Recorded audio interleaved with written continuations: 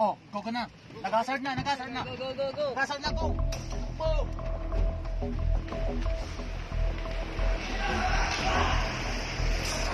Kabi-kabila ang ginagawang drug raid o buy-bust ng Philippine Drug Enforcement Agency o PIDEA, maging ng Philippine National Police o PNP.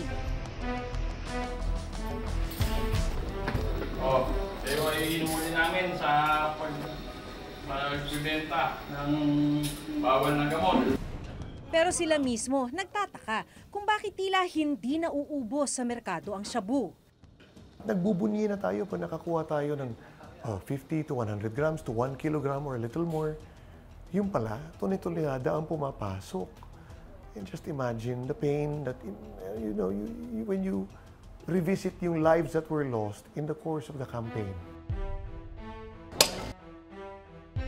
At sa PIDEA na mismo nanggaling na marami sa nasabat nilang droga ang imported o galing sa ibang bansa. Ito yung video kung saan naaresto ang isang Taiwanese national. Sinuri ang 12 drug sample at lumabas sa pagsusuri na ito na yung 4 ay galing sa iisang drug source. Kasama na rito yung drug sample na mula dito sa drug raid kung saan inaresto ang isang Taiwanese national. Ang mas ipinagtaka ng PIDEA, kapareho ang composition ng 4 na drug samples sa natuklasang 2.4 billion pesos shabu shipment na nasa loob ng magnetic lifter sa Manila International Container Port o MICP. Dapat kasi ang collateral value, if it's equal or more than 0.98 ang collateral value, it's the same source. Ibig sabihin, same source, same drug material, same manufacturer, same method of manufacturing. So in short, iisa lang pinanggalingan. Ganon nangyari. Ang lumabas dito sa 4 na instances na ito is 0.999 yung collateral value. So ibig sabihin nun, iisang source, isang pinanggalingan ng drugs. Isa lang ang nagmanufacture. Iisa lang ang method of production. Everything is one. Ang pinang-compare namin, yung drug sa MICP na nahuli namin at saka sa itong 4 na ito. So bakit nagmamatch? Pinayagan kami ng PIDEA na masilip ang kanilang laboratorio kung saan isinagawa ang tinatawag nilang drug profiling. Nandito tayo sa Special Research Division ng Laboratory Services ng PIDEA. Sa laboratoryong ito, dito rin mahahanap itong Drug Component Analysis and Profiling System. Nag-iisa ito sa buong bansa. At sa pamamagitan nitong makinang ito, malalaman mo kung galing sa iisang source yung nakumpiskang shabu. Ano yung proseso na ginawa ninyo para malaman na yung drugs na nakuha sa kalsada galing sa iisang source? So, una-unang kumuha kami ng sample sa mga nahuli, from Bureau of Customs and some other samples na malalaki, yung more than above 1 kilo. Tapos, prepare namin, nilagay namin dito sa vial, ito. Tapos nilagay namin dito. So, iraran siya sa machine. So, i-group siya ng software. So, pag isa-isang grupo, magbibigay siya ng correlation value. So, ibig sabihin, itong tatlong to magkakagrupo. So, magkakalapit, meaning almost similar yung profile ng drug seizure ng shabu. At pag sinabing almost similar yung profile, so, meaning, pwede silang galing sa isang source, pwede siyang ginawa siya using the same method, tsaka pwede siyang same drug siya. kung may kapareho o match ang drogang nasabat sa Manila International Container Port sa ilang sample na umiikot ngayon sa merkado, saan naman nagmula ang mga ito? Matatanda ang may magnetic lifters ring nakitang inabandona sa GMA Cavite nitong July 14, 2018. Nung una, palaisipan sa mga otoridad kung may lamang droga ang mga magnetic lifter. Pero kalaunan, sinabi ng PIDEA na positibong may lamang droga ang mga ito. Nagkaroon ako ng validation kasi hindi ako kumbinsido. Ginamit ko yung K9 ko. Twice umupo yung aso bawat magnetic lifters. The dogs detected a scent, an odor, that indicates the presence of illegal drugs inside. Makikita rin namin yung amended bill of lading. Ang ibig sabihin nun, yung nahuli namin sa MICP, supposedly dadalhin sa Sampaloc yun eh. Pero ang lumabas sa amended bill of lading, dadalhin din nila uli ito sa GMA. In short, yung magnetic lifters sa MICP at saka yung magnetic lifters, iisang source, kung saan pinanggalingan yung droga. Kasi doon din dadalhin. Nasaan na yung billion pesos na shabu? Well, one thing is sure, it's already in the streets. Sabi ko nga sa iyo, we conducted a drug impurity profiling just to show to the public na yung drugs nasa street na. Nagmura ba ang shabu, sir? Yeah. Sabi ko nga, noong last July lang, ang droga is about 6.8 million per kilo or 6,800 pesos per gram. But now it's 1,600 gram. Meron 1,400 per gram. Nagsimula yun sa 2.4 and then went down to 2, then 1.8, 1.6. Now you can buy 1.4 on some streets. It's just a simple, it's a basic economics. Di ba? Mas madaming supply, mas mura. Correct. Kung babalikan, June 28, 2018, dumating sa MICP ang shabu shipment na minamanmanan ng intelligence ng PIDEA at POC. Galing daw sa Malaysia ang kargamento. Door frames for construction ang nakadeklarang laman ng container. Pero tumagal ang isang buwan, wala raw kumukuha rito kaya noong August 7, 2018, nagpasya na ang BOC at PIDEA na buksan ang container van. At dito na tumambad ang methamphetamine hydrochloride o shabu. Ang halaga, 2.4 billion pesos. Pero ang mga natagpo ang magnetic lifter sa MICP, pareho ang itsura sa 4 na magnetic lifter na natagpuan sa isang warehouse sa GMA Cavite. Sa impormasyon mula sa BOC, July 11, 2018, nang dumating ang container mula naman sa Taiwan. Idineklarang magnetic scrap lifters ang laman nito. Nakapanayam pa namin noon ang mismong caretaker ng warehouse na sumundo sa container van na pinagsakyan ng mga magnetic lifter. Nung time yun, may pinas para sa TV. Channel 11 ata yung plus report. Yung pagkakita namin na parehas, agad namin tinawagan aking boss na si Vicente Cantabrate. Pinagbigay alam namin na yung linagay dito sa warehouse na to na bago, kaparehas ng nahuli sa custom na pinaglagyan ng shabu. Ayon sa may-ari ng warehouse, 3 Chinese-looking na lalaki ang nagrenta ng warehouse. Agad na pinuntahan ng PIDEA ang warehouse pero wala ng laman ang mga magnetic lifter na naabutan nila noong August 9. Pero nagkalat ang mga foil at kapansin-pansing may butas ang mga ito. Nung dumating yung mga pulis namin dito, wala na, ganyan na yan, at least na yan, walang laman yan. Tinimbang rin daw nila ang mga magnetic lifter sa warehouse at positibong nag-iba ang bigat ng mga ito kumpara sa timbang na nakarecord sa BOC. Tinimbang natin yung mga scrap lifters na naiwan sa GMA Cavite, inilagay uli natin sa truck na yung original na pinagkargahan at tinimbang siya gamit ang weighbridge. Nakita natin na based on the bill of lading, yung variance ng timbang niya is around 1.618 tons or 1,618 kilograms na siya namang presumed volume nung dating laman ng mga scrap lifters nung una siyang tinimbang ayon sa bill of lading. At nung nag-recompute din po tayo, ito na yung nagkakahalaga ng more or less 11 billion pesos worth of illegal drugs. Na nung una, in-estimate po ni Director General Aaron Aquino to be at 1 ton, kaya po naitala natin at 6.8 billion pesos. Pero ang customs noon, nanindigang hindi sila nalusutan ng droga. Walang nakalabas na Walang may laman. Yes, walang nakalabas na laman. As far as the records will show, yung na-discover doon sa warehouse sa Cavite, when they were discovered, nothing was there. And this was supported further by the result of the swabbing test that was conducted. Gobernador. Maging si Pangulong Rodrigo Duterte, hindi kumbinsido noon. Yung sabi nila na they found the metal but they opened it, there was none. It was pure speculation and I am not convinced. Hanggang sa mangyari ang kauna-unahang pagdinig sa Senado tungkol sa hinihinalang drug shipment po natin kung saan nila kinarga. Dito lumitaw si Jimmy Guban ng Customs Intelligence and Investigation Service. Kumuha raw si Guban ng isang consignee for hire, ang SMYD Trading na pagmamay-ari ni Marina Signapan. Ang consignee ang kumpanyang tumatanggap ng mga shipment na ipinapasok sa bansa.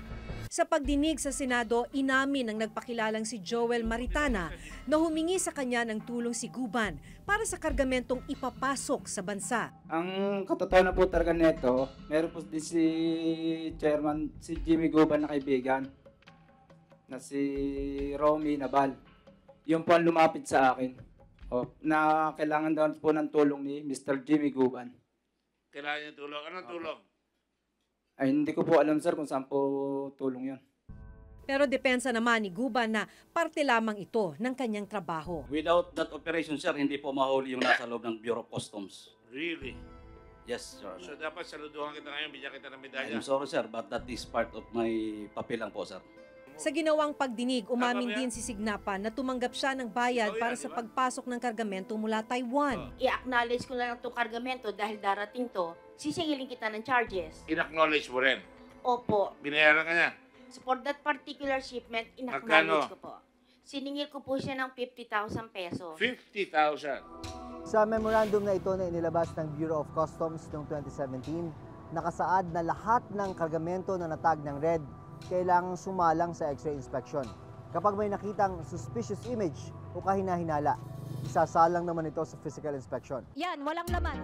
Nagsalita rin sa pagdinig ng Kongreso si Attorney Maria Lourdes Mangawang. Si Mangawang ang kasalukuyang Deputy Collector for Passenger Service sa ilalim ng Bureau of Customs sa Ninoy Aquino International Airport o NAIA. Sa testimonya ni Attorney Maria Lourdes Mangawang, positibo raw na may laman ang 4 na magnetic lifters na pinalusot ng Bureau of Customs at kalaunay napunta sa isang bodega sa GMA Cavite. Yung X-ray image, ang raw image niyan is black and white, no? Pag black and white yan, wala kang makikita. Hindi klaro. It's mostly black. Konti lang yung white. So ito, kita mo, meron siyang green dito. This is the steel. Ito dito, bakal din yan. Kaya lang nag-darken. So, ibig sabihin, may laman sa loob. Nauna na siyang nagsagawa ng sarili niyang investigasyon tungkol sa mga magnetic lifters sa Cavite. Meron siyang ibang parts. Hanggang sa makatanggap daw siya ng subpoena mula sa Senate Blue Ribbon Committee para ipresenta ang kanyang ginawang investigasyon. Yung 4 na cylinders, may laman talaga ho yan. No? Pero yung X-ray image, hindi mo pwedeng ma-determine doon. You cannot determine through the X-ray image whether or not those concealed in those magnetic lifters are shabu. What you can determine is that it was packed, something was hidden in there. Hanggang noong nakarang buwan, tuluyang nagkaharap si Mangawang at La Peña. The issue on X-rays and all these noises are smokes and mirrors. Technicalities being used to divert the public from the main issue. We should remember these syndicates are not only experts in hiding contrabands from modern technologies such as X-rays. They are also experts in media spinning and propaganda. If he doesn't know that, then there's something wrong. He is the Commissioner of Customs.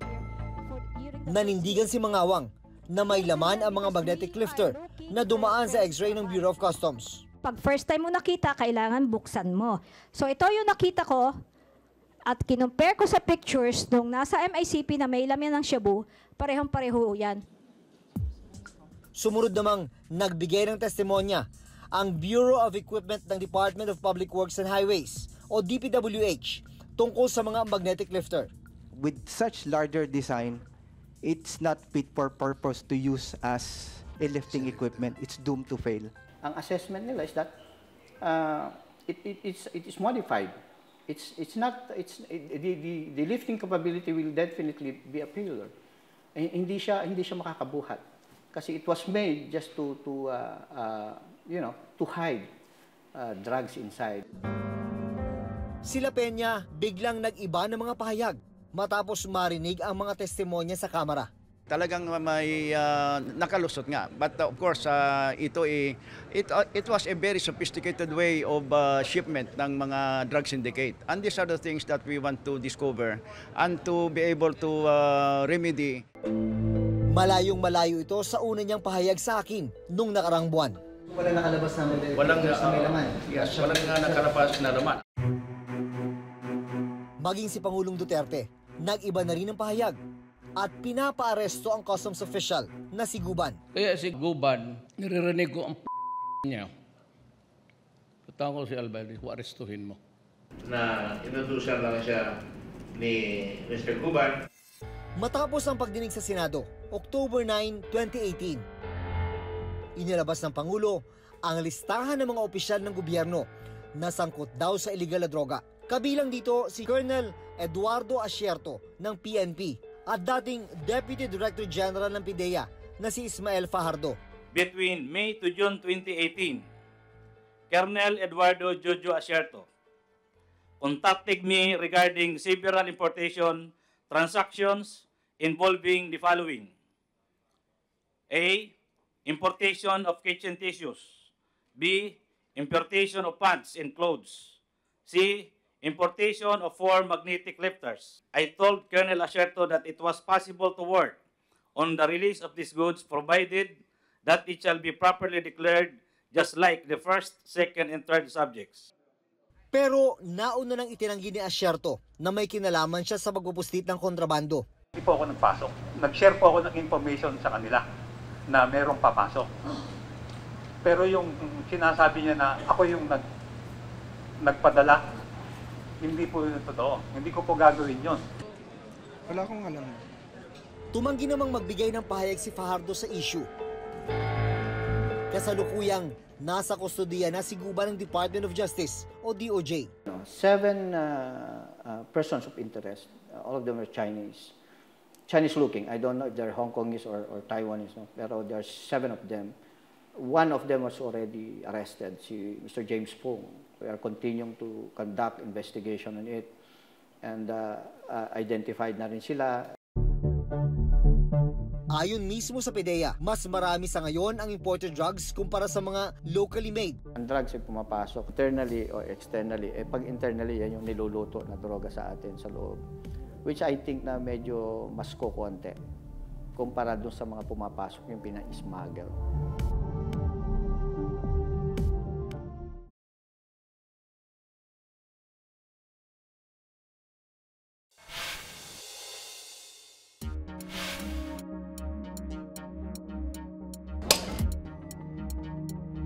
Isang tinatawag raw na Golden Triangle Drug Syndicate ang natuklasan nila na bagong pinagmumulan daw ng droga. Indicators in our intelligence point to the Golden Triangle Drug Syndicate, which is the border of Thailand, Myanmar, and Lao PDR. And of course, nandyan din yung other threat sources natin, the Chinese drug trafficking organizations, the African drug syndicates, and even the Mexican Sinaloan drug trafficking organizations. Nakagagawa na rin sila ng iba't ibang paraan para mailusot ang droga. Pinagbutihan pa nila dahil nilagyan nila ng asbestos liner together with yung airtight packaging ng mga droga. Those magnetic lifters that were at MICP, nung bumalik po ang PIDEA Laboratory Service kasama ang PNP Crime Laboratory at nagsagawa tayo ng swabbing, negative din po siya for any particles.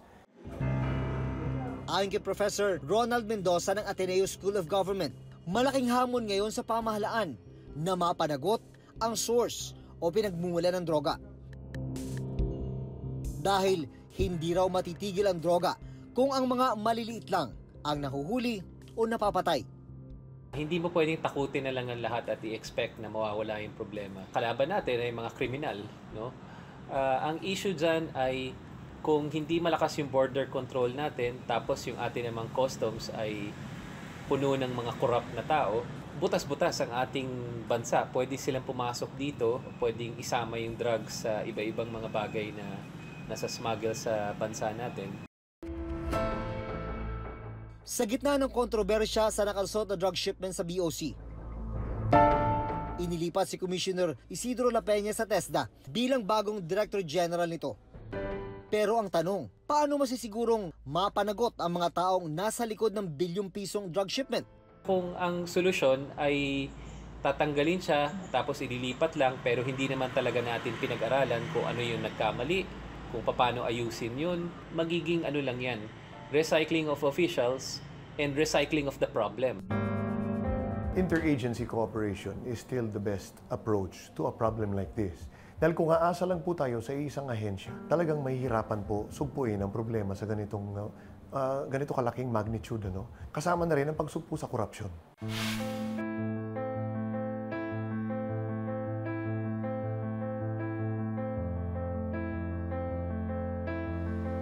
Nanumpa naman bilang bagong Customs Commissioner si dating AFP Chief Ray Leonardo Guerrero. Sabi ni Guerrero, prioridad niyang sugpuin ang korupsyon at sistema ng tara sa ahensya. Ako ay nananawagan sa inyong lahat bilang inyong pinuno na tulungan niyo ako sa pagpapatupad ng aking tungkulin. Ibalik natin ang tiwala ng ating mga mamamayan sa Bureau of Customs, sa ating ahensya at sa lahat ng mga empleyado.